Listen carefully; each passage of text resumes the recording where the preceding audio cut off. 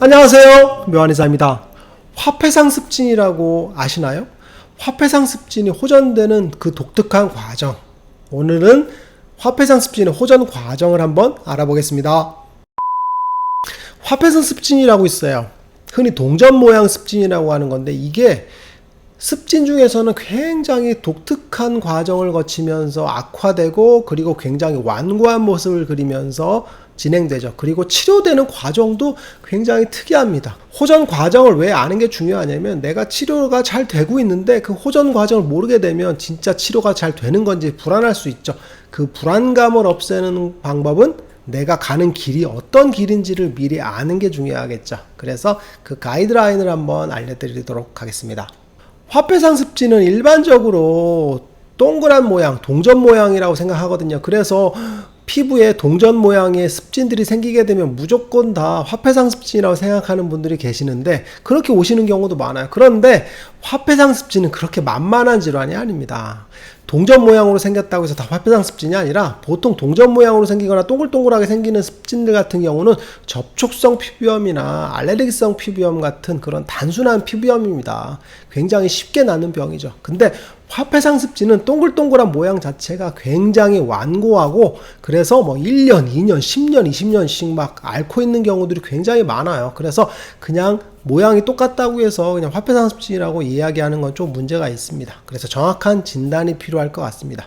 화폐상습진의 정의는 뭐냐면, 장액성 구진이나 소미란을 갖고 있는 신측부에 주로 생기는 습진을 말하거든요. 주로 하지부의 정강이나 이런 종아리 부위에 생기는 경우가 많고, 그리고 아니면 팔 같은데 이런 데 많이 생기죠. 그리고 아니면 손등 같은데 이런 부위에 많이 생기는 습진을 이야기합니다.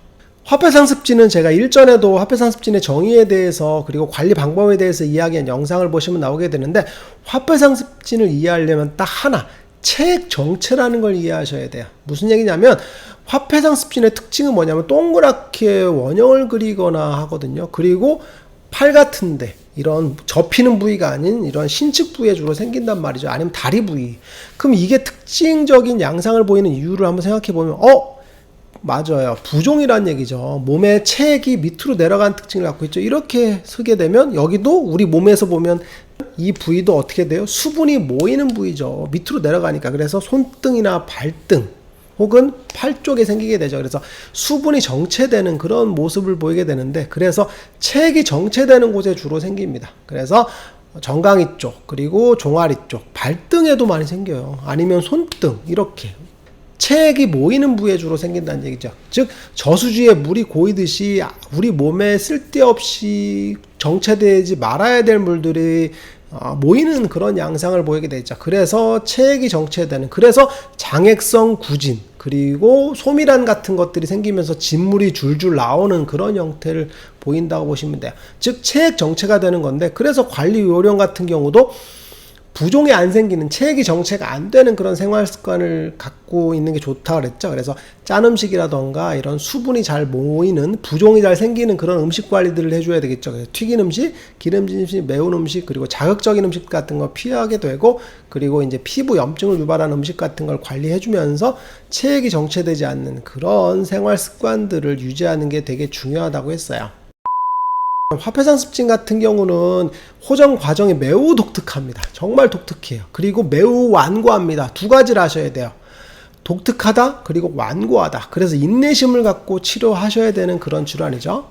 다른 습진 같은 경우는 치료를 하게 되면 바로 호전 반응이 바로 나타납니다. 보통 1, 2주 정도에 대부분 나타나는 경우가 많거든요. 아토피도 그 정도에 나타나는데, 화폐상습진은 호전 과정에서 수분이 마르는 과정이 굉장히 오래 걸려서 한두 달 정도는 그 상태를 유지하는 경우가 굉장히 많습니다.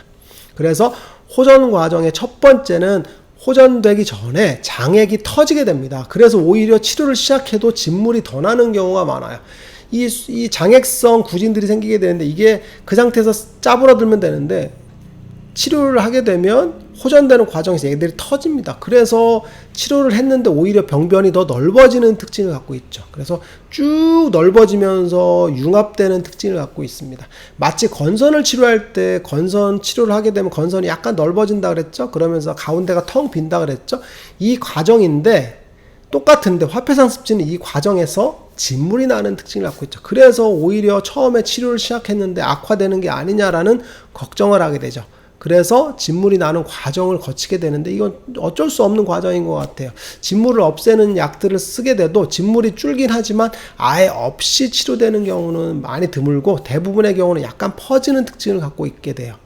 물론 이때도 스테로이드를 쓰거나 하는 경우에는 리바운드 현상이 생기게 되겠죠. 그래서 리바운드 현상에 의한 악화, 그리고 그게 아니더라도 스테로이드를 안 쓰고 오셨다 하더라도 일반적으로 약간 퍼지는 특징, 그리고 진물이 나는 특징을 갖고 있는 게 1단계입니다.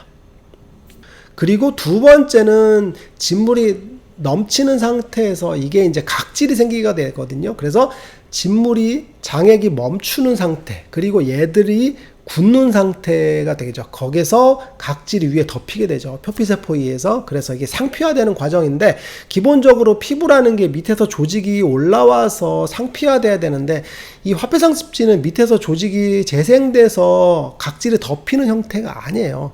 기본적으로 각질이 아니라 장액이 말라가는 형태를 보이게 되죠.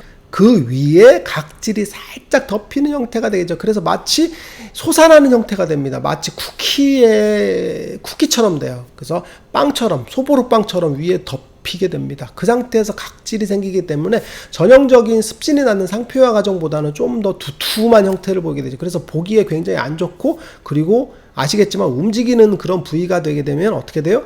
많이 뜯기게 되겠죠. 그래서 진물이 그 사이사이로 배어나오는 경우도 많이 있을 수 있어요. 그래서 매우 불편한 과정이 거치게 되죠. 그게 두 번째 단계입니다. 두 번째 단계가 진행이 되게 되면 피부가 병변이 넓어진 상태에서 두꺼워지니까 어떻게 되겠어요? 굉장히 악화되는 모습을 보이게 되죠. 그래서 오해를 많이 하시게 되는데, 그 딱지 밑에는 어떻게 돼요? 피부가 재생되면서 진물이 멈추는 단계를 보이게 됩니다. 세 번째 단계는 가피가 딱딱하게 마르게 됩니다. 이게 다 마르는 후에는 어떻게 되냐면, 마른 상태에서 딱지가 떨어지게 됩니다. 이제 탈락되는 거죠. 사실은 3단계, 4단계는 금방 없어집니다. 딱지가 굳으면 그냥 뚝뚝 떨어집니다. 마치 쿠키가 뚝뚝뚝 떨어지듯이 이게 뚝뚝 떨어집니다. 그럼 떨어진 후에 피부 세포를 보면 정상입니다. 멀쩡해요. 띄고 나면 멀쩡해져. 그래서 각질이 떨어지고 나면 정상 세포로 싹 변하게 되는 그런 모습을 보이게 되겠죠. 그게 3단계고, 4단계는 떨어지고 나서 약간의 색소 침착을 보입니다.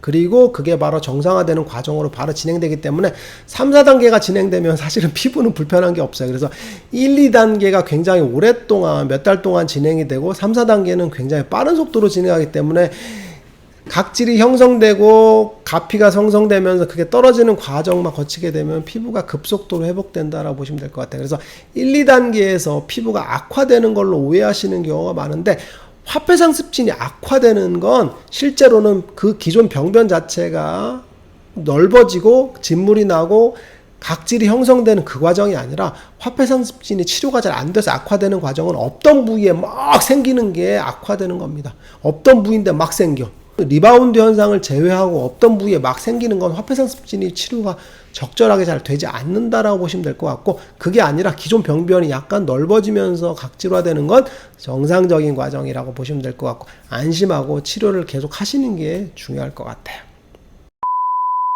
화폐상습진은 매우 독특한 과정을 갖고 있어요. 화폐상습진이 생기는 원인 자체는 우리 몸에 체액이 정체되는 그런 상태가 되겠죠. 그래서 화폐상습진을 치료하기 위해서는 우리 몸이 체액이 정체되지 않는, 순환이 잘 되는, 물이 고이지 않는 상태가 되는 게 첫 번째입니다.